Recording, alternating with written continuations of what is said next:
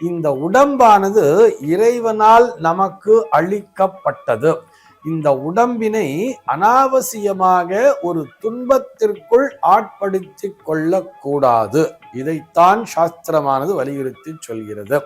இந்த பச்சை குத்தி கொள்வது அப்படிங்கிறது அந்த நாளிலிருந்தே இருக்கிறதே அப்படின்னு சொன்னா இது உடம்பை விட்டு அழியவே அழியாதல்லவா, அது அப்படியே காலத்துக்கும் நின்றுவிடும் அப்படின்னு சொல்றா. இதனை யார் குத்தி கொள்வார்கள் அப்படின்னு சொன்னா அந்த க்ஷத்ரிய வம்சத்தை சேர்ந்த அந்த போர் வீரர்கள் அப்படின்னு சொல்லுவோம் தெரியுமா.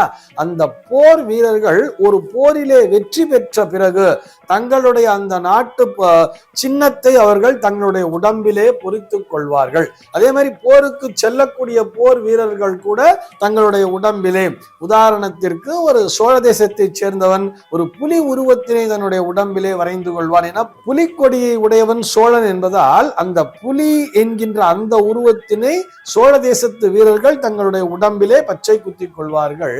அதே மாதிரி சேரநேட்டு வீரர்கள் பார்த்தோம்னா அவர்களுக்கு வில் என்பது அவர்களுடைய கொடி, அவர்களுடைய சின்னமாக இருந்ததால் வில் அம்பு அப்படிங்கிற ஒரு விஷயத்தை சேர தேசத்து வீரர்கள் தங்களுடைய உடம்பிலே பச்சை குத்தி கொண்டார்கள். பாண்டிய நாட்டு வீரர்கள் பார்த்தோம்னா மீன் என்கின்ற சின்னத்தினை, அவர்களுடைய சின்னம் மீனாக இருந்ததால் மீன் சின்னத்தினை தங்களுடைய உடம்பிலே பச்சை குத்தி கொள்வார்கள். ஏன்னு சொன்னா ஒரு போர் என்று வரும் பொழுது அந்த போரிலே பல வீரர்களும் இறந்து போவார்கள்.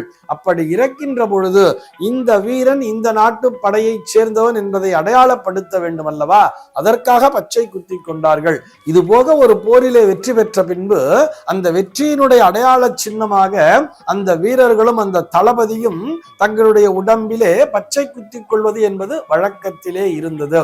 இந்த க்ஷத்ரிய வம்சத்தை சேர்ந்த இந்த போர் வீரர்களை தவிர மற்றவர்கள் யாரும் பச்சை குத்தி கொள்ளக்கூடாது.